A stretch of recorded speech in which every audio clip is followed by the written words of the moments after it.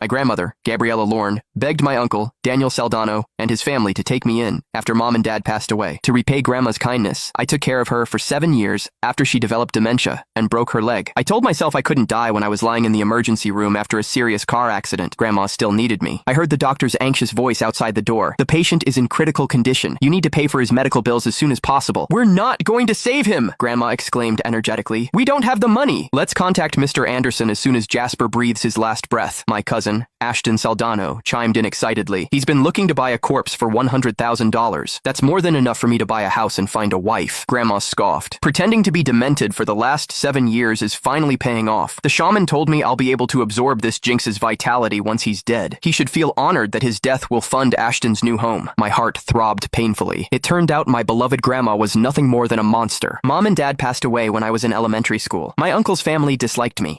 Grandma was the only one who smiled at me kindly before she became sick. My life turned upside down when she was diagnosed with Alzheimer's 7 years ago. I resigned from my high-paying job to take care of her. I woke at dawn to prepare her soup, gave her massages, and washed her soiled clothes. If Grandma felt displeased, she would scratch, bite, or beat me with her cane until I was black and blue. My fiancé broke off our engagement because she couldn't stand how the Saldanos only knew how to take. I sat on the balcony and smoked the entire night after she left. Drool leaked from Grandma's lips as she shot a goofy smile at me from her wheelchair. I suppressed my bitterness, telling myself she didn't understand because she was sick. I believed I was the only one she could rely on, but it turned out everything had been a farce from the beginning. Seconds before I lost consciousness, I heard the shrill beeping of an alarm. The doctors revived me. The nurse's eyes held sympathy when she told me the Saldanos hadn't paid a single cent of my medical bills. They had confiscated my phone and bank cards. The hospital's charity fund temporarily covered my bills. It took 2 months before I could move around with help. None of the Saldanos visited me during those 2 months. I had also lost contact with my former friends because I was always busy looking after Grandma. I felt truly alone. My left arm was in a cast when I was discharged. I hobbled home and was greeted by the delicious scent of meat and seafood. I let out a bitter laugh. For 7 years, I had eaten only bread and cookies to save money for Grandma's medical bills. I had never had such a grand feast. The braised ribs are delicious, Mom, Aunt Molly said. Serve some to your grandmother, Ash. Eat more, Grandma. The crabs arrived this morning. They're very fresh. Grandma, who was supposed to have dementia, sat steadily at the head of the table. She was holding a juicy crab leg, her lips covered in grease. Uncle Daniel peeled crab for her while Aunt Molly piled the meat on her plate. The Saldanos were the picture of harmony. It was an insulting sight. The bag of medicine slipped from my fingers and fell with a loud thud. The laughter died instantly. They turned to face me as if they'd seen a ghost. Grandma was the first to react. She slumped bonelessly against her chair, her lips crooked to one side, drool spilling down her chin as she made silly laughing noises. Her swift transformation would have won her a trophy in an acting award ceremony. "Oh, you're back, Jasper," Uncle Daniel said. He didn't show any concern, only annoyance at being interrupted. Ashton wiped grease from his lip.